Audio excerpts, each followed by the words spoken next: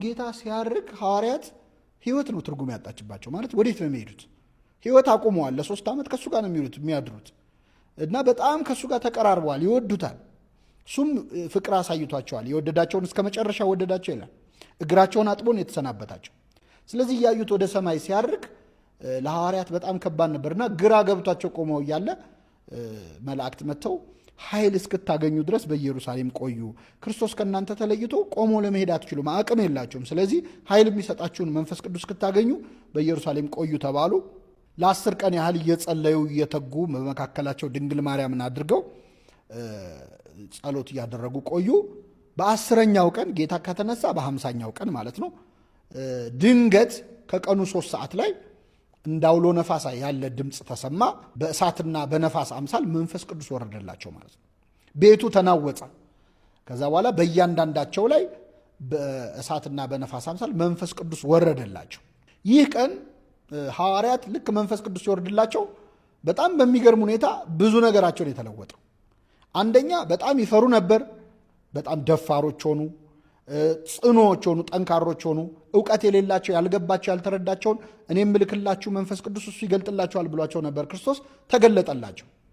ከዛ አልፎ ደግሞ ትልቁ አስገራሚ ነገር በየሀገሩ ቋንቋ ሁሉ ተናገሩ ይላል። ዕለቱ በዓለ ሃምሳ ነበር። በዓለ ሃምሳ በዓል ነው። በነገራችን ላይ እስራኤል ከግብፅ ባርነት ነፃ ወጥተው 50ኛውን ቀን ሲና ተራራ ላይ ሙሴ 10ቱ ትእዛዛትን የተቀበለበት ቀን ነው 50ኛው ቀን። ስለዚህ አይሁድ ያከብሩታል። ከየሀገሩ ዳያስፖራ ሊያከብር በዓለ ሃምሳ መጥቷል እና ዳያስፖራው በተሰበሰበበት ከየሀገሩ የመጣው ሰው የሚያወራውን ቋንቋ እነዚህ የገጠር ገሊላ ሰዎች ቋንቋ ችለው ወጡ። እንግዲህ ቋንቋ ትምህርት ቤት ገቡ አይደለም እያልኩ ያለሁት፣ ፍሉዌንት ሆነው እንደ ተናጋሪው ማለት ነው፣ እንደ ሀገሬው እንደ ተወላጅ ሲናገሩ ሰዎች ሁሉ እነዚህ የገሊላ ሰዎች አይደሉ እንዴት እኛ የመጣንበትን ሀገር ቋንቋ ይናገራሉ ብለው ተገረሙባቸው ይላል።